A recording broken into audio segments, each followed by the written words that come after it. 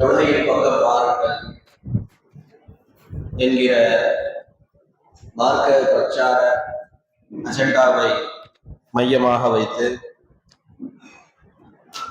அதில் இன்றைய தினம் ஃபஜ்ர் தொழுகையினுடைய முக்கியத்துவம் குறித்து சில செய்திகளை அறிந்து கொள்வதற்காக இங்கே ஒன்று குழுமி இருக்கிறோம்.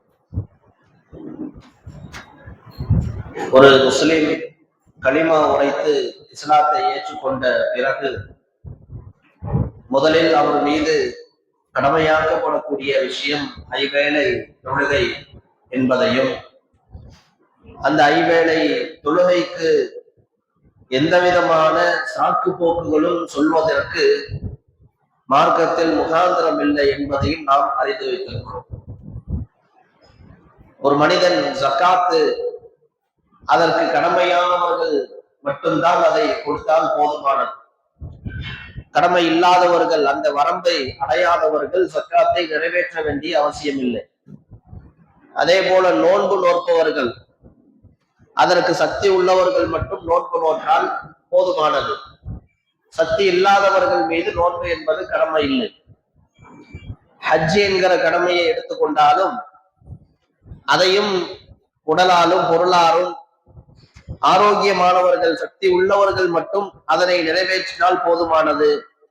அதற்கு மேல் அல்லாஹ் நிர்பந்திக்க மாட்டான் என்பதை எல்லாம் இஸ்லாம் இந்த மனிதர்களுக்கு, இறைவனுக்கு செய்ய வேண்டிய கடமைகளை நிறைவேற்றுவதில் வழங்கி இருக்கக்கூடிய சலுகைகளை நமக்கு கண் முன்னால் காட்டுகிறது.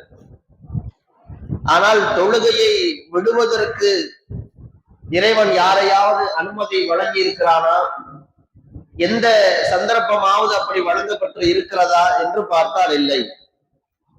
அந்த தொழுகையில சில சலுகைகளை பயன்படுத்தி நிறைவேற்றுவதை தான் இஸ்லாம் மார்க்கம் வலியுறுத்துகிறதை தவிர எந்த சாக்கு போக்குகளை சொல்லியும் தொழுகையை விடுவதற்கு மார்க்கம் அனுமதி வழங்கியது இல்லை.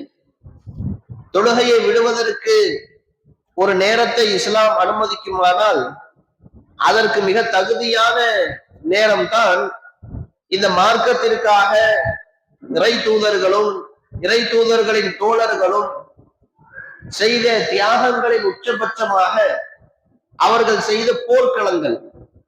அந்த போர்க்களங்களில் இஸ்லாம் நினைத்திருந்தால் அல்லாஹ்வின் பாதையில போர் புரியக்கூடிய அந்த நேரத்திலாவது தொழுகையை விடுவதற்கு இஸ்லாம் அனுமதித்திருக்கலாம். ஆனால் அந்த நேரத்தில் கூட சில சலுகைகளுடன் அந்த தொழுகையை நிறைவேற்றுவதற்கு தான் அல்லாஹ் ரப்புல் ஆலமீன் கட்டளையிட்டு இருக்கிறான் என்பதில் இருந்து எந்த அளவிற்கு இஸ்லாம் இந்த தொழுகையின் விஷயத்துல அதிக கவனம் பேண சொல்லுகிறது என்பதை நாம புரிந்து கொள்ளலாம். அதே போல நின்று தொழ முடியாதவர்கள் அமர்ந்து கொண்டாவது தொழுதுவிட வேண்டும். அமர்ந்தும் தொழ முடியாதவர்கள் படுத்து கொண்டு அசைவுகளின் மூலமாகவாவது அந்த தொழுகையை நிறைவேற்றிவிட வேண்டும். வாகனத்தில் பயணத்தில் இருப்பவர்கள் சுருக்க தொழுகைகள் வாயிலாக அவர்களுக்கு வழிகாட்டப்பட்டுள்ளது.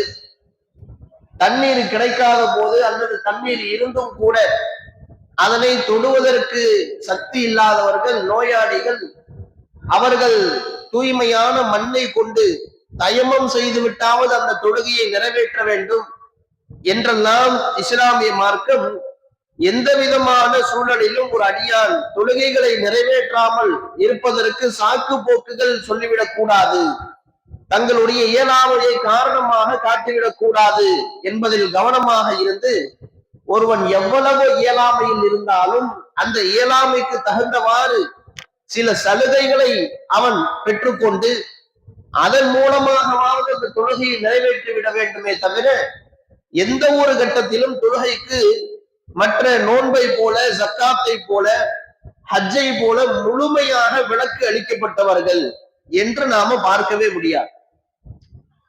அப்ப அந்த மாதிரியான இந்த தொழுகை என்பது மிக அவசிய கடமையாக நாளை மறுமையில முதலில் விசாரணைக்கு உட்படுத்தக்கூடிய விஷயமாக இந்த தொழுகை இருக்கிறது. அதிலும் குறிப்பாக இந்த தொழுகையிலேயே இறைவனுடைய அதிக விருப்பத்தை பெற்ற இறைவன் அதிகம் அடியார்களுடைய செயல்களிலேயே மகிழ்ச்சி அடையக்கூடிய செயலாக இந்த ஃபஜ்ர் தொழுகை என்பது இருக்கிறது. இஸ்லாமிய மார்க்கத்துல ஃபஜ்ர் நேரத்திற்கென்று சில சிறப்புகள் இருக்கிறது. அதே போல ஃபஜ்ர் தொழுகைக்கென்று சில சிறப்புகள் இருக்கிறது. ஃபஜ்ர் நேரத்திற்கு என்று இருக்கக்கூடிய சிறப்புகள் அதனை முஸ்லிம் அல்லாதவர்கள் கூட அடைந்து கொள்ள முடியும். ஃபஜ்ர் தொழுகைக்கு என்று இருக்கக்கூடிய சிறப்புகள் அதனை முஸ்லிம்கள் மட்டும்தான் அடைந்து கொள்ள முடியும். ஃபஜ்ர் நேரத்திற்கென்று இஸ்லாமிய மார்க்கம் வைத்திருக்கக்கூடிய சிறப்புகள் என்ன? அல்லாஹ் ரப்புல் ஆலமீன் இந்த ஃபஜ்ர் நேரத்தை சத்தியமிட்டு சொல்லுகின்றான். வல் ஃபஜ்ர், அதிகாலையின் மீது சத்தியமாக என்று அல்லாஹ் ரப்புல் ஆலமீன் 89வது அத்தியாயத்தை துவங்குகிறான். சத்தியம் செய்வதாக இருந்தால் அந்த சத்தியம் செய்யக்கூடிய காரணமும் மிக வலுவானதாக முக்கியத்துவம் வாய்ந்ததாக இருக்கும். எதன் மீது நாம சத்தியம் செய்கிறோமோ அந்த சத்தியம் செய்யப்படக்கூடிய விஷயமும் மிக முக்கியத்துவம் வாய்ந்ததாக இருக்கும். இப்படிதானே நாம ஒரு விஷயத்திற்காக சத்தியம் செய்கிறோம் என்றால் ரொம்ப ஒரு சாதாரணமான விஷயத்திற்காகவெல்லாம் சத்தியம் செய்ய மாட்டோம். மிகவும் முக்கியமான ஒரு விஷயம், நம்மை பற்றி யாரேனும் ஏதாவது தவறாக சொல்லிவிட்டால் அல்லாஹ்வின் மீது ஆணையாக இல்லை என்று சத்தியம் செய்யக்கூடிய வழக்கம். அல்லது நாம பார்த்த ஏதேனும் மக்கள் நம்ப முடியாத விஷயத்தை நிறுவுவதற்காக, ஆச்சரியமூட்டும் விஷயத்தினுடைய உண்மை தன்மையை உறுதிப்படுத்துவதற்காக அல்லாஹ்வின் மீது அறுதியிட்டு சத்தியமிட்டு சொல்லக்கூடிய வழக்கம் இருக்கிறது. முக்கியத்துவம் வாய்ந்த விஷயத்திற்கு சத்தியம் செய்வோம், இது ஒண்ணு. இரண்டாவது, சத்தியம் செய்யக்கூடிய விஷயமும் எப்படிப்பட்டதாக இருக்கும்? நாம எதனை ரொம்ப உயர்வாக கருதுகிறோமோ அதன் மீதுதான் சத்தியம் செய்வோம். அறியாமை காலத்தில் கூட இறைவனை தவிர வேறு யார் மீதும் சத்தியம் செய்யக்கூடாது என்கிற அறிவு இல்லாத காலத்தில் கூட மனிதர்கள் எதன் மீதெல்லாம் சத்தியம் செய்வார்கள்?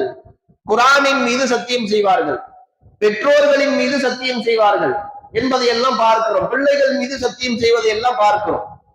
அதே போல சஹாபாக்களிடத்துல காபாவின் மீது சத்தியம் செய்யக்கூடிய வழக்கம் இருந்தது. அதனை ஒரு யூதர் சுட்டி காண்பித்த பிறகு நபி ஸல்லல்லாஹு அலைஹி வஸல்லம் அவர்கள் காபாவின் இறைவன் மீது சத்தியம் செய்யுங்கள், காபாவின் மீது சத்தியம் செய்யாதீர்கள், இறைவன் தான் நிலையானவன், அவன் இறைவனை தவிர வேறு யார் மீதும் சத்தியம் செய்யக்கூடாது என்பது இஸ்லாத்தின் விதி. இந்த விதி தெரிவதற்கு முன்னால் கூட மனிதர்கள் சத்தியம் செய்யக்கூடிய பொருள்கள் எல்லாம் பார்த்தோம் என்றால் மனிதர்கள் எதை உயர்வாக கருதுகிறார்களோ அந்த குர்ஆனையும் பெற்றோர்களையும் பிள்ளைகளையும் கொண்டு சத்தியம் செய்வார்கள்.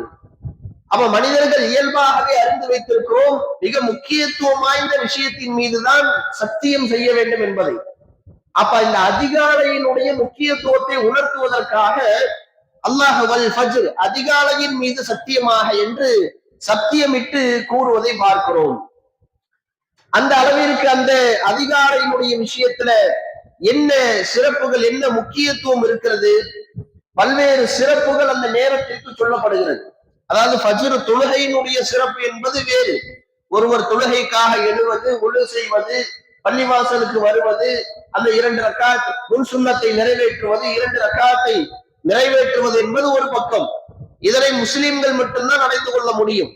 ஆனால் அந்த நேரத்திற்கென்று சில சிறப்புகளை இஸ்லாம் சொல்லுகின்றது. அப்படிப்பட்ட அந்த சிறப்புகளை அல்லாஹ் உணர்த்துவதற்காகத்தான் அதிகாலையின் மீது சத்தியமிட்டு சொல்லுகின்றான். எந்த அளவிற்கு சிறப்பு வாய்ந்த நேரமாக அந்த நேரம் இருக்கிறது என்று சொன்னால், அல்லாஹ் ரப்புல் ஆலமீன் தனது திருமறை குர்ஆனிலே லைலத்துல் கத்ர் என்கிற அத்தியாயத்தை நாம வாசித்திருக்கிறோம். ரமதானுடைய மாதத்துல ஒற்றைப்படை இரவுகள்ல 1000 மாதங்களை விட சிறந்த ஒரு இரவு இருக்கிறது. அதனை அடைந்து கொண்டவர் 1000 மாதங்கள் நின்று வணங்கிய அந்த லைலத்துல் கத்ர் நன்மையை அடைந்து கொள்வார். அந்த நேரத்துல வானவர்கள் பூமிக்கு இறங்கி வருகிறார்கள், சலாம் உண்டாகட்டும் என்று பிரார்த்திக்கிறார்கள். அந்த இரவினுடைய சலாம் என்பது எதுவரைக்கும் நீடிக்கும் என்றால் ஃபஜ்ர் வரைக்கும் அந்த சலாமை நாம நீட்டிக்க செய்வோம்.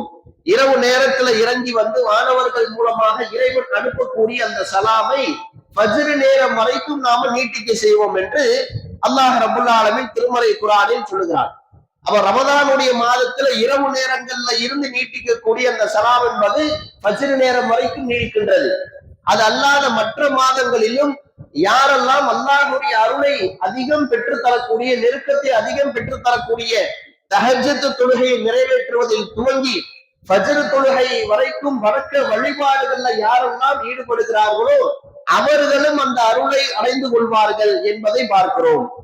அதே போல பார்த்தோம் என்று சொன்னால் நபிகள் நாயகம் ஸல்லல்லாஹு அலைஹி வஸல்லம் அவர்கள் சொல்லி காட்டுகிறார்கள், யார் ஒருவர் மன் ஸல்ல சுப்ஹி ஃபஹுவ ஃபீ திம்மத்தில்லாஹ், யார் ஒருவர் ஃபஜ்ர் தொழுகையை ஜமாஅத்தோடு நிறைவேற்றுகிறார்களோ அவர்கள் அல்லாஹ்வுடைய பாதுகாப்பில் இருப்பவர் என்று நபி ஸல்லல்லாஹு அலைஹி வஸல்லம் அவர்கள் சொல்லி காட்டுவதை பார்க்கிறோம்.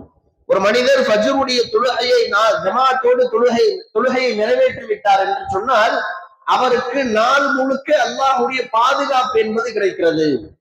இந்த செய்தி எந்த மாதிரியான ஒரு தாக்கத்தை சஹாபாக்கள் மத்தியில, அந்த சிறந்த சமுதாயத்தினர் மத்தியில, சஹாபாக்களுக்கு பின்னால் வந்த சமுதாயத்தினர் மத்தியில ஏற்படுத்தி இருந்தது என்று சொன்னால், ஹஜ்ஜாஜ் பின் யூசுப் என்கிற ஒரு ஆட்சியாளர், மக்களிடத்துல பின்னால முஆவியா ரலியல்லாஹு அன்ஹு அவர்களுக்கு எல்லாம் பிறகு வந்த ஒரு முஸ்லிமான, அதே வேளையில முஸ்லிம்களிடத்துல அதிக சர்ச்சைக்கும் கடும் கோபத்திற்கும் உள்ளாக்கப்பட்ட ஒரு ஆட்சியாளர், மக்களிடத்துல அதிக வெறுப்பை சம்பாதித்த ஒரு ஆட்சியாளர். அப்படிப்பட்ட ஆட்சியாளர்கள் காலத்துல நிறைய இமாம்கள் கொலை செய்யப்பட்டார்கள், தாபீன்கள் கொலை செய்யப்பட்டார்கள். ஒரு பக்கம் அவர் இஸ்லாத்திற்கு நிறைய பங்காற்றி இருக்கிறார், இன்னொரு பக்கம் மக்களிடத்தில் அவர் நடந்து கொண்ட விதத்துல அதிக கடின சித்தமுடையவராக இருந்தார். அவருடைய ஆட்சி காலத்துல சாலிம் என்று சொல்லக்கூடிய சாலிம் இப்னு அப்துல்லா இப்னு உமர், அதாவது உமர் ரலியல்லாஹு அன்ஹு அவர்களுடைய பேரன், உமர் ரலியல்லாஹு அன்ஹு அவர்களுடைய மகன் அப்துல்லா இப்னு உமர், அவருடைய மகன் சாலிம், அவர் அந்த ஆட்சியில இருக்கிறார். அந்த ஆட்சியில ஒருவருக்கு மரண தண்டனை நிறைவேற்றுவதற்கு பணிக்கப்படுகிறார். அந்த பொறுப்பை சாலிம் இடத்துல ஹஜ்ஜாஜ் இப்னு யூசுப் அவர்கள் ஒப்படைத்து அவரை தலையை துண்டித்து மரண தண்டனையை நிறைவேற்றுங்கள் என்று அழைக்கிறார். சாலிம் அவர்களுக்கு தெரிகிறது, மரண தண்டனை நிறைவேற்றுவதற்காக குற்றம் சுமத்தப்பட்ட இந்த கைதி நிரபராதி, இவர் சொல்றது போல குற்றவாளி அல்ல, பழி சுமத்தி இவர் கொலை செய்ய சொல்லுகிறார் என்பது சாலிம் அவர்களுக்கு தெரிகிறது. அப்ப சாலிம் அவர்கள் என்ன செய்கிறார், அவருடைய அருகில் சென்று அவரை வெட்டுவதற்கு முன்னால், இன்றைய தினம் நீங்கள் ஃபஜ்ருடைய தொழுகையை ஜமாத்தோடு நிறைவேற்றினீர்களா என்று கேட்கிறார். ஆமாம் நிறைவேற்றினேன் என்று சொன்னவுடன் அந்த வாளை தூக்கி எறிந்துவிட்டு இந்த செய்தியை சொல்லுகிறார், என்னுடைய தந்தையின் மூலமாக நபி ஸல்லல்லாஹு அலைஹி வஸல்லம் அவர்கள் கூறிய செய்தியை நான் அறிந்திருக்கின்றேன். மன் ஸல்ல சுப்ஹி ஃபஹுவ ஃபீ திப்பத்தில்லாஹ், யார் சுபுஹ் தொழுகையை நிறைவேற்றுகிறாரோ அவர் அல்லாஹ்வுடைய பாதுகாப்பில் உள்ளவர், அல்லாஹ்வுடைய பாதுகாவலில் உள்ளவர்கள் மீது நான் கை வைக்க கூட மாட்டேன் என்று சொல்லி அவர் விலகிவிட்ட அந்த செய்தியை வரலாறுகள்ல நாம பார்க்க முடிகிறது. அதற்கு ஹஜ்ஜாஜ் இப்னு யூசுப் எதுவுமே சொல்ல முடியாமல், உம்முடைய தந்தை இடத்துல இருந்து நீ எதையாவது தெரிந்து கொண்டு சொல்வதையே வழக்கமாக வச்சிருக்கிறீங்க என்று சொல்லிட்டு போயிடுறாங்க. அப்ப அந்த நேரத்துல ஒரு கொடுங்கோல் ஆட்சியாளனாக இருந்தது கூட அவரால் எதுவுமே செய்ய முடியாத அளவிற்கான ஒரு நிலையை அந்த நேரத்தில் ஏற்படுத்தியது எதுவென்று சொன்னால், இந்த ஃபஜ்ர் தொழுகையை அவர் தொழுத காரணத்தை சொல்லி அந்த இடத்துல அந்த சிறப்பை சொல்லி அவருடைய உயிரை காப்பாற்றிய அந்த சம்பவத்தை பார்க்கும். அந்த அளவிற்கு சஹாபாக்கள் மத்தியில ஒரு தொழுகையினுடைய சிறப்பு சொல்லப்பட்டு விட்டால் அது ஏதோ பார்த்து விட்டு கடந்து செல்லக்கூடிய அளவிற்காக இல்லாமல் அதை முழுமையாக நம்பி அமல்படுத்தக்கூடியவர்களாக இருந்தார்கள் என்பதை பார்க்கிறோம். அதே போல பார்த்தோம் என்று சொன்னால் நபி ஸல்லல்லாஹு அலைஹி வஸல்லம் அவர்கள் சொல்லி காட்டுகிறார்கள், இந்த ஃபஜ்ருடைய தொழுகை என்பது நயவஞ்சகர்களுக்கு பாரமாக இருக்கும் என்று கூறியிருக்கிறார்கள்.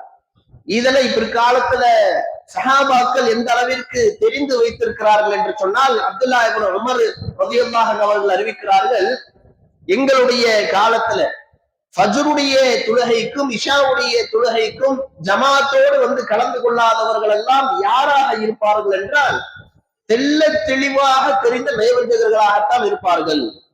நயவஞ்சகர்கள் மாறி முஸ்லிம் மாறி நடித்துக் கொண்டிருக்கிறவங்க கூட ஃபஜ்ர் தொழுகைக்கு ஜமாத்தா வந்துருவான். ஆனால் யாரெல்லாம் சமூகத்துல தெளிவாக நயவஞ்சகர்கள் என்று அறியப்பட்டார்களோ அவர்களெல்லாம் இந்த ஃபஜ்ர் தொழுகைக்கும் இஷாவுடைய தொழுகைக்கும் ஜமாத்தோடு கலந்து கொள்ள மாட்டார்கள். அல்லது எங்களுடைய காலத்துல யாரெல்லாம் ஜமாத்து தொழுகைக்கு வரவில்லையோ அவர்களை நாங்கள் நயவஞ்சகர்கள் என்று கருதும் அளவிற்கு இந்த ஜமாத்துடைய தொழுகைக்கு முக்கியத்துவம் கொடுத்து வந்தோம். எந்த அளவிற்கு என்று சொன்னால், நோயாளியாக இருப்பவர்கள் கூட 2 பேரின் தோளில் சுமந்து கொண்டு பள்ளிவாசலுக்கு ஜமாத்து தொழுகைக்கு வந்து விடுவார். ஆனால் யாரெல்லாம் நயவஞ்சகர்களாக இருக்கிறார்களோ அவர்கள் அந்த தொழுகையில கலந்து கொள்ள மாட்டார்கள் என்று அப்துல்லா இப்னு உமர் ரலியல்லாஹு அன்ஹு அவர்கள் அறிவிக்கக்கூடிய அளவிற்கு அவர்களுடைய காலத்திலே சுபுஹுடைய தொழுகைக்கு அதிக முக்கியத்துவம் தரப்பட்டது. நயவஞ்சகர்கள் என்று சொன்னால் யார்? இந்த செய்திக்கு இமாம்கள் எப்படி விளக்கம் வைக்கிறார்கள் என்று சொன்னால், சஹாபாக்கள் காலத்திலே நயவஞ்சகர்கள் என்று அறியப்பட்டவர்கள் ஒரே ஒரு காரணத்திற்காகத்தான், அதாவது அவர்கள் வெளிப்படையில முஸ்லீமாக நடித்துக் கொண்டு அவருடைய செயல்கள் உண்மையில் இஸ்லாத்தை சார்ந்ததாக இருக்காது, இஸ்லாத்திற்கு எதிராக சதி செய்வதாக இருக்கும். இவர்கள் தான் நயவஞ்சகர்கள். முஸ்லீமாக நடித்துக் கொண்டு இஸ்லாமியர்களுக்கு எதிராக, இஸ்லாத்திற்கு எதிராக பல சதி வேலைகளில் ஈடுபட்டவர்கள். இன்றைய காலகட்டத்தில் அப்படிப்பட்ட மனிதர்கள் யாரும் பார்க்க முடியாது. ஆனால் நயவஞ்சகர்களுக்கு இன்னொரு வகையான விளக்கம் இருக்கிறது. வஜ்ஹைன் என்று நபி ஸல்லல்லாஹு அலைஹி வஸல்லம் அவர்கள் சொல்லியிருக்கிறார். இரட்டை முகத்தவர்கள். அவர்கள் வெளிப்படையில முஸ்லீமாக நம்மை காட்டிக் கொள்வதற்கு விரும்புவார்கள். ஆனால் தன்னுடைய தனிப்பட்ட காரியங்கள்ல, தனிப்பட்ட விவகாரங்கள்ல, தனிமையில இறைவனை அஞ்சி நடப்பதில் இருந்து தூரமாக இருப்பார். தனிமையில இறைவனை அஞ்சி நடப்பதில் அவருக்கு மிகப்பெரிய பாரமானதாக இருக்கும் என்று இன்றைய நயவஞ்சகர்களுக்கு இப்படி விளக்கம் வைக்கப்படுவதை பார்க்கும். இப்ப இன்றைக்கு யாருக்கெல்லாம் நாம மக்கள் பார்க்கக்கூடிய காரியங்களை மட்டும் முஸ்லீமாக நிறைவேற்றி கொண்டு மக்கள் பார்க்காத விவகாரங்களை எல்லாம் அல்லாஹ்வுக்கு மாறு செய்யக்கூடிய வகையில அமைத்துக் கொள்ளுகிறோமோ அவையெல்லாம் நம்மை தொழுகையை விட்டு தூரமாக்கக்கூடிய செயல்களுக்கு வித்திடும். நம்மிடத்துல உள்ள தனிப்பட்ட பாவங்கள், நம்மிடத்துல உள்ள இரையச்சமற்ற காரியங்கள் எல்லாம் எந்த அளவிற்கு ஒரு மனிதனுடைய உள்ளத்துல வேரூன்றி சென்று கொண்டே, ஆழமாக சென்று கொண்டே இருக்கிறதோ அவன் கொஞ்சம் கொஞ்சமாக தொழுகையை விட்டு தூரமாக கூடியவனாக இருப்பான். அவனுக்கு தொழுகை என்பது பாரமாக தெரிய ஆரம்பிக்கும் என்பதை புரிந்து கொள்ள வேண்டும். நபி ஸல்லல்லாஹு அலைஹி வஸல்லம் அவர்கள் கூறுகிறார்கள், ஒரு மனிதனுடைய உள்ளத்துல ஒரு பாகம் இருக்கிறது, அந்த பாகம் கெட்டுவிட்டது என்று சொன்னால் அவனுடைய உடல் முழுக்க சீர்கெட்டு போய்விடும் என்று சொல்லிவிட்டு இதயம் என்று சுட்டி காட்டினார்கள். அந்த பாகம் எப்படி கெட்டுவிடும் என்று சொன்னால், ஒரு மனிதன் ஒரு பாவம் செய்யும் பொழுது அவனுடைய உள்ளத்திலே ஒரு கரும்புள்ளி வைக்கப்படும். அவன் அந்த பாவத்தில் இருந்து மீண்டு விட்டான் என்று சொன்னால் முழுமையாக அந்த கரும்புள்ளி என்பது அகற்றப்பட்டு விடும். அதே வேளையில மேல மேல அவன் பாவம் செய்து கொண்டே இருக்கும் பொழுது அவன் உள்ளம் கொஞ்சம் கொஞ்சமாக கருமை அடைந்து வந்து இறுதியில முழுமையாக பாவம் செய்யக்கூடியவனாக அவன் மாறிவிடுவான் என்று அல்லாஹ்வுடைய தூதர் அவர்கள் சொல்லுகிறார்கள். ஒருவருடைய உள்ளம் எந்த அளவிற்கு சீர்கெட்டு இருக்கிறது, ஒருவருடைய உள்ளம் எந்த அளவிற்கு இறைவனை விரும்பக்கூடியதாக இருக்கிறது என்பதை பொறுத்துதான் இந்த தொழுகையின் விஷயத்திலே நம்முடைய பேணுதல்கள் எப்படி இருக்கிறது என்பது தீர்மானமாக ஆகும். இந்த ஒரு விஷயத்தை ஒவ்வொருவரும் சுய பரிசோதனை செய்து கொள்ள வேண்டும். வெளிப்படையில மட்டும் நாம முஸ்லீமாக இருக்கிறோம், ஒவ்வொருவரும் உள்ள அளவில் இறைவனோடு எந்த அளவிற்கு நெருங்கக்கூடியவர்களாக இருக்கிறோம், உள்ளத்தின் அளவுல அவனை எந்த அளவிற்கு நேசிக்கக்கூடியவர்களாக இருக்கிறோம், அவனுக்கு கீழ்ப்படிந்து நடக்க வேண்டும் என்பதுல தனிமையிலும் நாம எந்த அளவிற்கு முக்கியத்துவம் கொடுக்கக்கூடியவர்களாக இருக்கிறோம். குடும்ப விவகாரங்கள்ல, வியாபாரங்கள்ல யாரும் பார்க்காத வகையில நாம வாய்ப்பு கிடைக்கும் பொழுது குறுக்கு வழியில் சென்றாவது முன்னேறக்கூடிய ஆசைப்படக்கூடியவர்களாக இருக்கிறோமா, அல்லது எந்த ஒரு சந்தர்ப்பத்திலும் ரப்ப நம்மை கண்காணித்துக் கொண்டிருக்கிறான் என்கிற அச்ச உணர்வோடு நாம வாழுகிறோமா என்பதை கவனத்தில் எடுக்க வேண்டும். காரணம், இந்த பாவங்களுக்கும் தொழுகைக்கும் மிக முக்கியமான சம்பந்தம் இருக்கிறது. எந்த ஒரு மனிதர் அல்லாஹ்வை அதிகம் நேசிக்கக்கூடியவராக இருக்கிறாரோ, எல்லா சந்தர்ப்பத்திலும் அல்லாஹ்வுக்கு கீழ்ப்படிந்து நடக்க வேண்டும் என்று ஆசைப்படுகிறார்களோ அவர்களுக்கு தொழுகை என்பது பாரமாக தெரியாது. எந்த ஒரு மனிதர்கள் வெளிப்படையில மட்டும் முஸ்லீமாக காட்டிக்கொண்டு அவர்களுடைய வாய்ப்பு கிடைக்கும் பொழுது உட்புறங்கள் அல்லாஹ்வுக்கு மாறு செய்யக்கூடிய தூண்டுதலை கொண்டதாக இருக்கிறதோ அவர்களுக்கு முதலில் பாரமாக தெரிவது இந்த தொழுகை. இந்த அருட்கொடைகள், இழப்புகள் இருக்கு இல்லையா, நாம உலகத்துல அல்லாஹ் நமக்கு வழங்கி இருக்கக்கூடிய அருட்கொடைகளை விட்டு தூரமாகுவது. அதில் மிக பிரதானமானது எதுவென்றால் இந்த தொழுகையை விட்டு தூரமாக்கி விடுவது ஒரு மனிதனுக்கு கிடைக்கக்கூடிய மிகப்பெரிய ஒரு துர்பாக்கிய நிலை, ஒரு மனிதன் அடைந்து கொள்ளக்கூடிய மிக முக்கியமான ஒரு நஷ்டமான நிலை என்பதை நாம புரிந்து கொள்ள வேண்டும். உலகத்திலே நம்முடைய அருட்கொடைகள் தூரமாக்கப்படுவது என்று சொன்ன உடனேயே நாம எதை நினைப்போம்?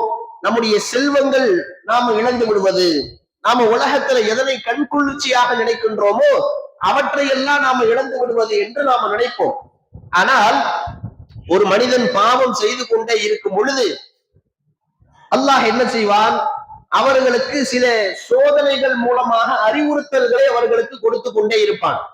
அவர்கள் அந்த சோதனைகளை உணர்ந்து இது அல்லாவின் புறத்தில் இருந்து வரக்கூடிய எச்சரிக்கை, நோய்கள் மூலமாக இன்ன பிற பொருளாதார இழப்புகள் மூலமாக பல்வேறு வகைகள்ல மனிதர்கள் பாவம் செய்யும் பொழுது அறிவுறுத்துவதற்காக அவர்களுக்கு இறைவன் சில நெருக்கடிகளை கொடுப்பான். அவர்கள் அல்லாவின் பக்கம் மீள வேண்டும் என்பதற்காக. எப்பொழுது அந்த சமுதாயம் அல்லாவின் பக்கம் மீண்டு விடுகிறதோ அல்லாஹ் அந்த சோதனைகளை விட்டு அவர்கள் நீக்கி விடுவான். இது மாதிரி சோதிக்கப்பட்ட சில சமுதாயங்கள் சில வேளைகள்ல அல்லாஹுக்கு கட்டுப்பட்ட அந்த வரலாறுகளையும் அல்லாஹ் பட்டியலிடுகின்றான். அதே போல வேறு சில சமுதாயங்களுக்கு பசியாலும் நோயாலும் சோதனைகளை ஏற்படுத்தி இந்த சோதனைகள் வந்த போது இவர்கள் நம்மை நோக்கி மீண்டிருக்க வேண்டாமா என்று அல்லாஹ் கேட்டுவிட்டு சொல்லுகின்றான். சும்ம பசத்து குலூபுகும், அவர்களுடைய உள்ளங்கள் கடினமாகி போய்விட்டன. அவர்கள் செய்து வந்த பாவத்தை அவர்களுக்கு ஷைத்தான் அழகாக்கி காட்டியதால் அந்த பாவத்திலேயே அவர்கள் மூழ்கி இருந்தார்கள் என்று அல்லாஹ் சொல்லிவிட்டு, இப்ப அவர்கள் தொடர்ந்து பாவத்தில் மூழ்கி இருக்கும் பொழுது அல்லாஹ் என்ன செய்வானாம்? அவர்களுக்கு பாவம் செய்யக்கூடிய எல்லா வாசல்களையும் திறந்து விட்டு விடுவோம். அவர்களுக்கு பாவம் செய்யக்கூடிய ஒரு அடியார்கள் பாவம் செய்து கொண்டிருக்கிறார்கள், இறைவனுக்கு மாறு செய்கிறார்கள் என்று சொன்னால் சில இழப்புகள் மூலமாக நெருக்கடிகள் மூலமாக அல்லாஹ் அவர்களுக்கு அறிவுறுத்தல்களை கொடுப்பான். அப்படி அவர்கள் மீண்டு விட்டால் அல்லாஹ் அவர்களை மன்னித்து அந்த சோதனைகளை விட்டு நீக்கி விடுவான். மீளாமல் அதிலேயே நிலைத்திருக்கிறார்கள் என்று சொன்னால் பாவங்களிலேயே அவங்க உள்ளம் கடுமையாகி போய்விட்டது. ஷைத்தான் அவர்கள் செய்யக்கூடிய பாவங்களை அழகாக்கி காட்டுகிறான் என்று அர்த்தம். அப்படி பாவங்கள்ல யாரெல்லாம் நீடித்து நிலைத்து இருக்கிறார்களோ அவர்களுக்கு அல்லாஹ் என்ன செய்வான்? மேலும் மேலும் பாவம் செய்யக்கூடிய வாசல்களை அல்லாஹ் திறந்து விட்டு விடுவான்.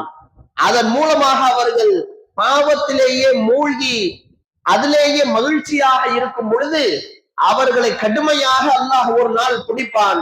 அந்த நேரத்தில் அவர்கள் நம்பிக்கை இழக்கக்கூடிய அளவிற்கு, மீண்டும் அல்லாவின் பக்கம் மீள முடியாத அளவிற்கு அந்த எச்சரிக்கை, அந்த கடுமையான பிடி என்பது இருக்கும் என்று திருமறை குர்ஆனில் அல்லாஹ் சொல்லி காட்டுகின்றான். இப்ப இந்த சம்பவங்கள்ல இந்த விஷயங்கள்ல இருந்து நாம விளக்க வேண்டிய விஷயம் என்னவென்றால், யார் ஒருவருக்கு இந்த தொழுவது, திருமறை குர்ஆனை ஓதுவது, மனனமிடுவது இதுவெல்லாம் பாரமாக காட்டப்பட்டு பாவம் செய்வது இலகுவாக்கப்படுகிறதோ அவர்களை அல்லாஹ் கொஞ்சம் கொஞ்சமாக வழிகேட்டில் செலுத்தி கொண்டிருக்கிறார். இந்த அடிப்படையை நாம புரிந்து கொள்ள வேண்டும். இதுல மிக பிரதானமாக தொழுகை என்பது ஒரு மனிதனுக்கு தூரமாக்கப்படும், தொழுகை என்பது ஒரு மனிதனுக்கு பாரமாக காட்டப்படும். பாவமான காரியங்கள்ல ஈடுபடுவது என்றால் அது மன மகிழ்ச்சிக்குரியதாக இருக்கும். அது உலகத்துல நமக்கு எந்த பயனும் அளிக்காத, மறுமையில எந்த பயனும் இல்லாத, வெறுமனே ஒரு செல்போனை நோண்டி கொண்டு இருப்பதாக இருக்கட்டும், தொலைக்காட்சி நிகழ்ச்சிகள்ல மூழ்கி போய் இருப்பதாக இருக்கட்டும், பொழுதுபோக்கு அம்சங்கள்ல அப்படியே மூழ்கி போவதாக இருக்கட்டும், இந்த மாதிரியான காரியங்களில் எல்லாம் ஷைத்தான் நமக்கு மன மகிழ்ச்சியையும் கண் குளிர்ச்சியையும் கொடுத்து தொழுவது, ஓதுவது இது போன்ற விஷயங்களை எல்லாம் எப்பொழுது பாரமாக காட்டுகிறானோ அவர்கள் கொஞ்சம் கொஞ்சமாக நபி ஸல்லல்லாஹு அலைஹி வஸல்லம் அவர்கள் சொன்னது போல அந்த உள்ளம் கருமையடைய அந்த நிலையை நோக்கி நகர்ந்து கொண்டிருக்கிறார்கள் என்பதை புரிந்து கொள்ள வேண்டும். அப்ப தொழுகை ஒருவருக்கு பாரமாக தெரிவது என்பது சாதாரண விஷயம் அல்ல. அது மிகப்பெரிய இழப்புகளுக்கு கொண்டு போய் வித்திடக்கூடிய விஷயம். அதிலும் குறிப்பாக இந்த ஃபஜ்ருடைய தொழுகை என்பது மலக்குமார்கள் சாட்சி சொல்லக்கூடிய தொழுகையாக இருக்கிறது என்று நபிகள் நாயகம் ஸல்லல்லாஹு அலைஹி வஸல்லம் அவர்கள் சொல்லி காட்டுகிறார்கள். அல்லாஹ் தனது திருமறையில சொல்லி காட்டுகின்றான், ஃபஜ்ருடைய தொழுகை என்பது மலக்குமார்கள் ஆஜராகக்கூடிய தொழுகை. அந்த ஃபஜ்ர் தொழுகையில ஓதக்கூடிய திருமறை குர்ஆன் வசனங்கள் உட்பட அங்கே மலக்குமார்களிடத்துல சாட்சி சொல்லக்கூடிய விஷயமாக இருக்கிறது. அந்த ஃபஜ்ர் தொழுகையும் அசர் தொழுகையும் இருக்கிறதே, அது மலக்குமார்கள் ஷிஃப்ட் மாறக்கூடிய, அவர்கள் பணி மாறக்கூடிய ஒரு தொழுகையாக இருக்கிறது. அல்லாஹ் ஒவ்வொரு பணிக்காகவும் பூமியில நிர்வகிப்பதற்காக மலக்குமார்களை அனுப்புவார் இல்லையா? அதுல மனிதர்களுடைய அமல்களை கண்காணிப்பது, அவர்களுக்கு முன்னும் பின்னுமாக அவர்களுக்கு பாதுகாப்பு அளிப்பது போன்ற பணிகளுக்கு மலக்குமார்கள் இறங்கி வருவார்கள். அவங்க எந்தெந்த வக்துக்கு இறங்கி வருவாங்கன்னா, ஃபஜ்ர் தொழுகைக்கு ஒரு குரூப் இறங்கி வரும், அசர் தொழுகைக்கு ஒரு குரூப் இறங்கி வரும்.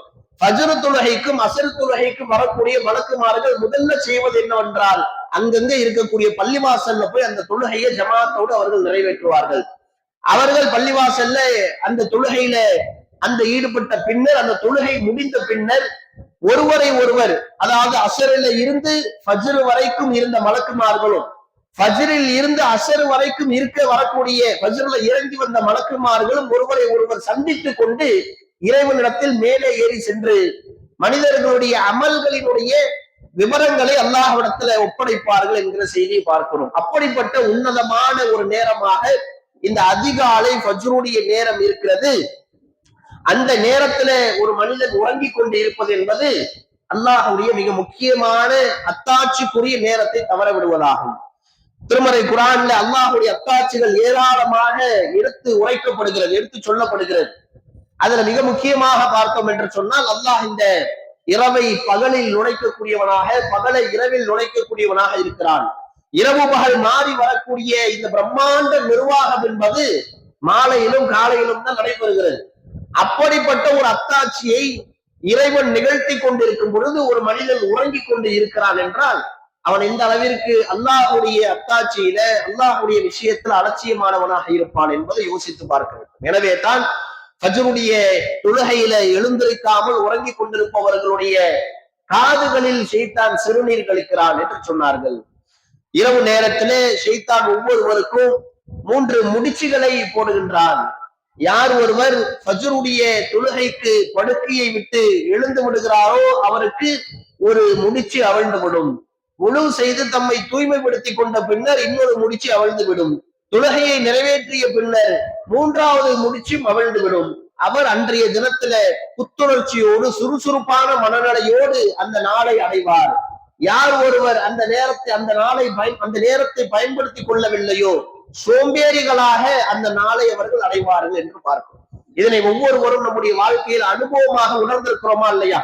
ஒரு நாளையில ஃபஜ்ர் தொழுகை நேரத்தை ஜமாத்தோடு தொழுது அந்த நாளுக்கும், தொழாமல் உறங்கிவிட்டு எழுந்த அந்த நாளுக்கும் மிகப்பெரிய ஒரு வித்தியாசத்தை நாம காண்போம். அப்ப அன்பான சகோதரர்களே, சகோதரிகளே, இந்த விஷயங்கள்ல மிக முக்கியமாக கவனம் எடுக்கக்கூடியவர்களாக இருக்க வேண்டும். அதே போல திருமறை குர்ஆனில் அல்லாஹ் ரப்பல் ஆலமீன் சொல்லி காட்டுகின்றான், சூரியன் சாய்ந்ததில் இருந்து இருள் சூழக்கூடிய நேரம் வரைக்குமான அந்த தொழுகையை நீங்கள் நிறைவேற்றுங்கள். அதாவது மஹரிபு தொழுகை, அதன் பின்னர் ஃபஜ்ர் தொழுகையினுடைய முக்கியத்துவத்தை குறித்து அல்லாஹ் சொல்லிவிட்டு சொல்லுகிறான், அந்த நேரத்தில் திருமறை குர்ஆனை ஓதுங்கள். அந்த நேரத்தில் நீங்கள் ஓதக்கூடிய அந்த வசனங்கள் என்பது அல்லாஹ்விடத்துல சான்று பகரக்கூடியதாக இருக்கிறது என்று திருமறை குர்ஆனில் சொல்கிறான். காலை நேரத்துல நாம ஓதக்கூடிய அந்த ஃபஜ்ருடைய தொழுகைக்கு பிறகு நாம பயன்படுத்தக்கூடிய நேரம் இருக்குது இல்லையா, அது ரொம்ப முக்கியமான ஒரு நேரம்.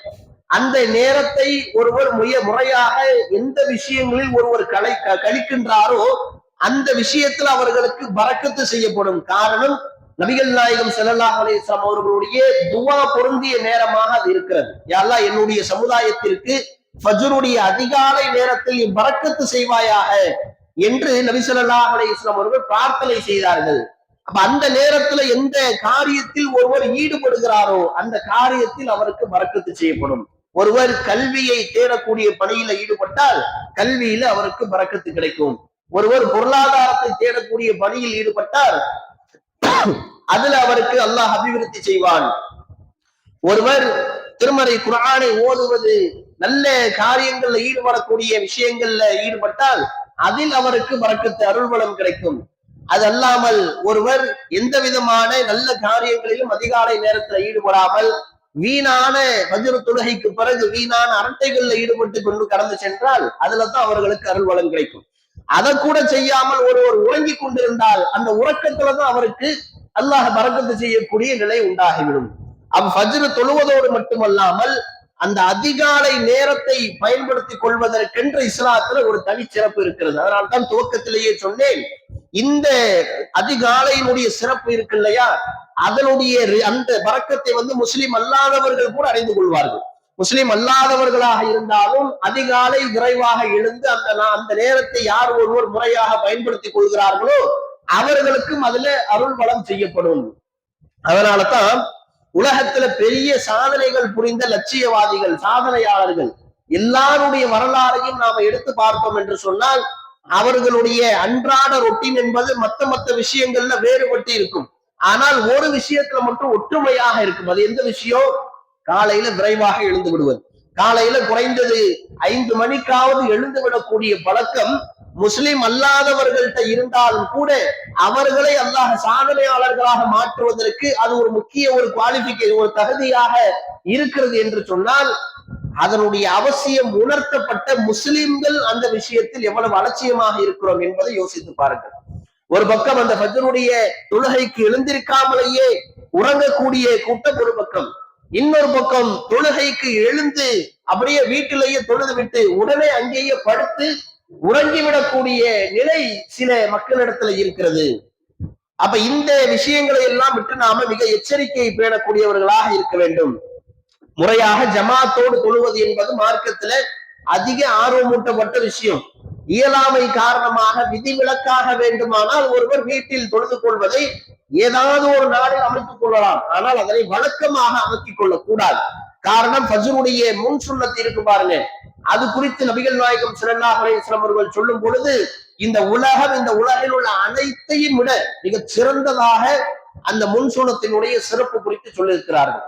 அப்ப ஃபஜ்ர் தொழுகையை நிறைவேற்றக்கூடிய பண்பு இருக்கக்கூடியவர்கள் கூட அதில் கூடுதல் பேடுதலாக நடந்து கொள்ள வேண்டும் என்றால், ஏதோ அவசரமாக வீட்டிலேயே 2 ரக்காயத்தை தொழுது விட்டு கடமைக்காக தொழுது விட்டு உறங்கி விடாமல் முழுமையாக அந்த நேரத்தை இறைவனுக்காக அர்ப்பணிக்க வேண்டும்.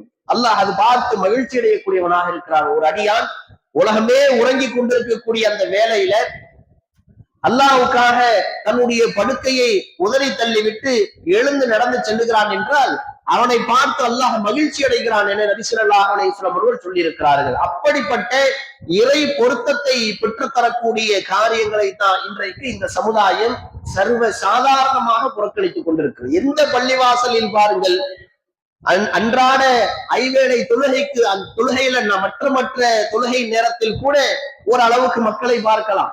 ஆனால் ஃபஜ்ருடைய வேளையிலே எந்த அளவிற்கு மகா மோசமானதாக இருக்கிறது. அதிலும் குறிப்பாக இதுல நாம கவனிக்க வேண்டிய ஒரு அம்சம் என்னவென்றால், இந்த குர்ஆன் ஹதீஸ்க்கு பல வகைகள்ல மாற்றமாக இருக்கக்கூடியவர்கள் சுன்னத்துல் ஜமாத்தினரை நாம பல வகைகள்ல விமர்சனங்களை வைப்போம். அவர்களிடத்துல ஷிர்க் இருக்கின்றது, பித்அத் இருக்கின்றது. ஆனால் அவர்கள்ல இருக்கக்கூடிய வயதில் மூத்தவர்கள் கூட வயோதிகர்கள்ட்ட கூட இருக்கக்கூடிய ஒரு நல்ல பண்புகளை நாம் இன்றளவு பார்த்திருக்கலாம். என்னவென்றால், தொழுகை என்று சொன்னால் அது பாங்கு சொல்லப்பட்ட பின்னர் பள்ளிவாசலுக்கு சென்று ஜமாத்தோடு நிறைவேற்றக்கூடிய பண்பு. ஒரு உண்மையை ஒத்துக்கொண்டே ஆக வேண்டும். பல சுன்னத்துல் ஜமாத்து பள்ளிகள்ல இருக்கக்கூடிய கூட்டம் தௌஹீது பள்ளிகள்ல இருப்பது கிடையாது. அப்ப அன்றாட தொழுகைகள்ல இருக்கக்கூடிய அலட்சியம், கவனக்குறைவுகள், மற்ற வக்துகளுக்கு கூட நாம வெளியில வியாபார நிமித்தமாக போகின்றோம், கிடைக்கின்ற இடங்கள்ல தொழுது கொள்ளுகிறோம் என்பதாக ஆகிவிடும். ஃபஜ்ருடைய தொழுகைக்கு எங்க போனாலும் வீட்டுக்கு தானே வந்தாகணும், இரவுல வீட்டுல தானே உறங்கி ஆகணும். அவர்கள் அந்தந்த ஊர்கள்ல இருக்கக்கூடிய மஹல்லாக்கள்ல தொழக்கூடிய அந்த வழக்கம் என்பது இன்றைக்கு இல்லாமல் போய்விடுகிறது. என்ன காரணம்? இதுல இருக்கக்கூடிய அலட்சியம், இதுல இருக்கக்கூடிய பரக்கத்தின் விஷயத்துல நமக்கு இருக்கக்கூடிய இந்த அலட்சியம் என்பது மிகப்பெரிய ஒரு சோதனையில் நம்மை ஆழ்த்திவிடும். மென்மேலும் நம்மை அமல்களை விட்டு தூரமானவனாக, அல்லாஹ்வை விட்டு தூரமானவர்களாக, பாவமான காரியங்களை நோக்கி விரையக்கூடியவர்களாக ஆக்கிவிடும். இந்த அச்சம் இருந்ததன் காரணத்தினால்தான் சஹாபாக்கள் காலத்துல, நபி ஸல்லல்லாஹு அலைஹி வஸல்லம் அவர்கள் காலத்துல நோயாளியாக இருப்பவர்கள் கூட 2 பேருடைய தோள்கள்ல கையை போட்டு கொண்டு பள்ளிக்கு ஜமாத்தோடு தொழுகையை நிறைவேற்றி விடுவார். என்கிற செய்தியை நாம பார்க்கிறோம். அதே போல பார்த்தோம் என்று சொன்னால் இந்த தொழுகையினுடைய விஷயத்துல உமர் ரலியல்லாஹு அன்ஹு அவர்கள் கூறுகிறார்கள், இந்த அளவிற்கு சஹாபாக்களிடத்துல இந்த ஃபஜ்ர் தொழுகை என்பது மிக முக்கியத்துவம் வாய்ந்த அம்சமாக இருக்கிறது என்று சொன்னால், நான் இரவு முழுவதும் விழித்திருந்து வணங்குவதை விட ஃபஜ்ர் தொழுகையை ஜமாத்தோடு தொழுகுவதையே அதிகம் விரும்பக்கூடியவனாக இருக்கிறேன் என்று உமர் ரலியல்லாஹு அன்ஹு அவர்கள் கூறினார்கள். இது எந்த நேரத்துல அவங்க சொல்றாங்கன்னா, கத்தியால குத்தப்பட்டு இருக்கக்கூடிய தருணம், இறுதி கட்டத்துல அவங்க கத்தியால குத்தப்பட்டு காயமடைந்து இருக்கக்கூடிய நேரம் இருக்கு பாருங்க, அந்த நேரத்தில் கூட அவர்கள் ஜமாத்தோடு தொழுவதை நான் விரும்புகிறேன் என்று முயற்சிகளை செய்தார்கள் என்கிற வரலாறுகளை நாம பார்க்கிறோம். இப்னு உமர் ரலியல்லாஹு அன்ஹு அவர்கள் கூறுகிறார்கள், ஃபஜ்ர் மற்றும் இஷா தொழுகையில ஒருவரை காணவில்லை என்றால் அவங்க காலத்துல முனாஃபிக்குகளாக இருப்பார்களோ என்று எண்ணக்கூடிய அளவிற்கு மிக முக்கியத்துவம் வாய்ந்த விஷயமாக எங்களிடத்துல இது கருதப்பட்டது என்று எச்சரிக்கை விடுக்கிறார்கள். இப்படியெல்லாம் நமக்கு படிப்பினைகள் எச்சரிக்கை விடுக்கப்பட்டு இருந்தும் கூட இந்த விஷயத்துல இன்றைய சமுதாயம் மிக அலட்சியமாக இருப்பதற்கு காரணம் இந்த அதிகாலை நேரத்திற்கென்று இஸ்லாத்தில் இருக்கக்கூடிய சிறப்பு, அந்த தொழுகையை ஜமாத்தோடு நிறைவேற்றுவதற்கென்று இஸ்லாம் சொல்லியிருக்கக்கூடிய நன்மைகளை அறியாமல் இருப்பதும், அந்த அதிகாலை நேரத்தை அடைந்து கொள்ளாமல் இருந்தோம் என்று சொன்னால் அதில் ஏற்படக்கூடிய இழப்புகள், ஃபஜ்ருடைய தொழுகையை நிறைவேற்றாமல் இருந்தோம் என்று சொன்னால் அதில் நமக்கு ஏற்படக்கூடிய இழப்புகளின் விஷயத்தில் நாம கவனமற்று இருக்கிற காரணத்தினால்தான் இந்த உப்பத்திற்கென்று அதிகாலை நேரத்துல பரக்கத்து செய்யப்படுகிறது என்று சொன்னால் அந்த பரக்கத்தை எழுந்திருப்பவர்கள் அடைந்து கொள்வார்கள். அது ரிஸ்க் விஷயத்தில் இருக்கட்டும், எந்த விதமான விஷயங்களாக இருக்கட்டும், பெரும்பாலும் அறிஞர்கள் இந்த நபிமொழிக்கு ரிசுக்குடைய விஷயத்தை முன்னிலைப்படுத்துகிறார்கள். ஒரு மனிதனுடைய ரிசுக்கு என்பது தூரமாகிறது என்று சொன்னால் அவர் அவருடைய ஃபஜ்ர் தொழுகையை கவனிக்க வேண்டும் என்பதுதான் அந்த ஹதீஸுடைய விளக்கமாக நிறைய அறிஞர்கள் வைக்கிறார்கள். ஆனால் அது பொருளாதாரம் மட்டுமல்லாமல் எல்லா விதமான அருட்கொடை, ரிசுக்கு என்பது இந்த காசு பணங்கள் மட்டுமல்ல, ஒரு மனிதனுக்கு கிடைக்கக்கூடிய அறிவாக இருக்கட்டும், அழகாக இருக்கட்டும், திறமையாக இருக்கட்டும், இது எல்லாமே அல்லாஹ் உலகத்துல வழங்கக்கூடிய சோதனைக்காக வழங்கக்கூடிய ரிசுக்காகும், அருட்கொடைகளாகும். அந்த ரிசுக்குகள் ஒரு மனிதனுக்கு தள்ளி போகின்றது என்று சொன்னால் அது ஃபஜ்ர் தொழுகையை விடுவது மிக முக்கிய காரணமாக இருக்கும் என்பதும் அந்த நபிமொழியின் வாயிலாக நாம புரிந்து கொள்ள முடிகிறது. எனவே அன்பார்ந்த சகோதரர்களே, இந்த உலகத்துல வாழக்கூடிய காலத்துல தொழுகை என்பது முஸ்லிம்களுக்கு நேரம் குறிக்கப்பட்ட கடமையாக இருக்கிறது என்பதை நாம புரிந்து வைத்திருக்கிறோம். அதிலும் குறிப்பாக அந்த நேரம் குறிக்கப்பட்ட விஷயங்களிலே அல்லாஹுக்கு பிடித்தமான அமலாக எதிர்க்கிறது என்று சொன்னால் அதனை அந்த வக்துக்கு நிறைவேற்றுவது தான். ஒரு மனிதனுக்கு தொழுகை தவறுவது என்பது ஏதோ இயலாமல் நம்ம எல்லா ஏற்பாடுகளையும் செய்து வைத்து விட்டு முறையாக அலாரம் வைத்து விட்டு படுத்தும் கூட எழுந்திருக்கவில்லை, நம்மை மீறி உறங்கிவிட்டோம் என்று சொன்னால் அவர்கள் விஷயத்துல பேனாக்கள் உயர்த்தப்பட்டது, அது குற்றமாகாது. ஆனால் அதையே ஒருவர் வளமையாக கொள்வதற்கு மார்க்கத்தில் அனுமதி இல்லை. காரணம், ஒரு முஃமின் ஒரே புற்றில் 2 முறை கொட்டப்பட மாட்டான். அப்ப ஃபஜ்ர் நமக்கு தவறுகிறது என்பதை உணர்ந்த பிறகு மாற்று ஏற்பாடுகள் என்ன செய்யலாம் என்பதை பார்க்க வேண்டும். அதற்கான மாற்று ஏற்பாடுகள்ல முதன்மையானது நாம செய்ய வேண்டியது நம்முடைய நீயத்து தான். ஒரு மனிதர் எவ்வளவுதான் சப்தமான அலாரத்தை வைத்து விட்டு படுத்தாலும் கூட காலையில் எழுந்திருக்க வேண்டும் என்கிற உறுதிப்பாடு, நீயத்து தம்முடைய உள்ளத்தில் படுக்கைக்கு செல்லும் பொழுது இல்லை என்று சொன்னால் காலையில எழுந்திருக்க முடியாது. அப்ப முதல்ல ஒவ்வொருவரும் காலையில ஃபஜ்ர் தொழுகைக்கு எழுந்திருக்க வேண்டும் என்கிற நீயத்தோடு படுக்கைக்கு செல்லக்கூடியவர்களாக இருக்கணும். அல்லாஹ்விடத்துல பிரார்த்தனை செய்யணும், யா அல்லாஹ் உன்னுடைய அருளை விட்டு என்னை தூரமாக்கி விடாதே, உன்னுடைய பொருத்தத்தை பெறக்கூடிய, உன்னுடைய பிரியத்தை பெற்று தரக்கூடிய காரியங்களை, நல்ல அமல்களை விட்டு என்னை தூரமாக்கி விடாதே என்று சொல்லி அல்லாஹ்விடத்துல துஆ செய்யக்கூடிய பழக்கத்தை ஏற்படுத்திக் கொள்ள வேண்டும். அதே போல குடும்பத்தினர்கள் இதுல ஒருவருக்கு ஒருவர் உதவி கொள்வதில அதிக முக்கியத்துவம் கொடுக்கக்கூடியவர்களாக இருக்கணும். நல்ல விஷயங்கள்ல தஆலு அலல் பிர்ரி வத் தக்வா, நல்ல விஷயங்கள்லையும் இறையச்சத்திலும் ஒருவருக்கு ஒருவர் உதவி கொள்ள வேண்டும் என்று இஸ்லாம் சொல்லுகிறது. அதுல மிகவும் முன்னுரிமை படைத்தவர்கள் குடும்பத்தினர்கள் தான். அதிலும் குறிப்பாக தம்பதியர்கள் விஷயத்துல நபி ஸல்லல்லாஹு அலைஹி வஸல்லம் அவர்கள் சொல்லும் பொழுது, இரவு தொழுகைக்கு தன்னுடைய கணவனை எழுப்பக்கூடிய பெண்மணி, அவர் எழுந்திருக்கவில்லை என்றால் முகத்தில் தண்ணீர் தெளித்தாவது எழுப்பக்கூடிய பெண்மணிக்கு அல்லாஹ் அருள் புரியட்டும் என்று சொல்லி அல்லாஹ்வுடைய ரசூல் பிரார்த்தனை செய்திருக்கிறார்கள். அதே போலதான் ஆண்கள் விஷயத்திலும் இரவில் நின்று வணங்குவதற்கு தன்னுடைய மனைவியை எழுப்பக்கூடிய ஆண்கள், கணவன்மார்கள், அவள் எழுந்திருக்கவில்லை என்றால் முகத்தில் தண்ணீர் தெளித்தாவது எழுப்ப வேண்டும், எழுப்பக்கூடியவர், அப்படிப்பட்டவருக்கு அல்லாஹ் கருணை புரிவானாக என்று நபி ஸல்லல்லாஹு அலைஹி வஸல்லம் அவர்கள் செய்த துஆவை பார்க்கிறோம். அப்ப இந்த துஆக்களின் இந்த துஆவை நாம் அடைந்து கொள்ளக்கூடியவர்களாக இருக்கிறோம்னா, காலையில ஃபஜ்ருக்கு யாருக்காவது குடும்பத்துல முதலில் எழுந்திருக்கக்கூடிய பழக்கம் இருந்தது என்று சொன்னால் வீட்டுல லைட்டை போட்டு அறை கதவுகளை தட்டிவிட்டு எழுப்பக்கூடிய பழக்கத்தை ஏற்படுத்திக் கொள்ளுங்கள். இந்த பழக்கம் இருந்தது என்று சொன்னால் வீட்டுல குடும்ப தலைவர்களுக்கு இதுல மிக முக்கிய பொறுப்பு இருக்கிறது. குடும்பத்தில் இருக்கக்கூடிய பெரியவர்கள், ஆண்கள், பெண்கள், இவர்களுக்கு மிக முக்கியமான பொறுப்பு என்னவென்றால், ஏதோ சம்பாதிச்சு போட்டுட்டோம், குடும்ப வீட்டை சுத்தபத்தமா பார்த்துட்டோம் என்று சொல்லி ஆண்களும் பெண்களும் இருப்பது மட்டுமே நம்முடைய பிள்ளைகளுக்கு, குடும்பத்தினருக்கு செய்யக்கூடிய கடமை இல்லை. மாறாக அல்லாஹ் தனது திருமறையில் சொல்லுகின்றான், உங்களையும் உங்கள் குடும்பத்தினரையும் நரக நெருப்பை விட்டு பாதுகாத்துக் கொள்ளுங்கள் என்று சொல்லி ஒவ்வொரு குடும்ப தலைவர்களுக்கும் குடும்ப தலைவிகளுக்கும் அல்லாஹ் இட்ட கட்டளை. ஒரு மனிதன் தன்னுடைய குடும்பத்துல துன்யாவுல அவர்களுக்கு மிகப்பெரிய அளவிற்கு செல்வந்தர்களாக ஆக்காமல் இருப்பதை கொண்டு திருப்தி அடைந்த நிலையில வாழ்ந்து விட்டால் கூட அவர்கள் மீது குற்றமாகாது.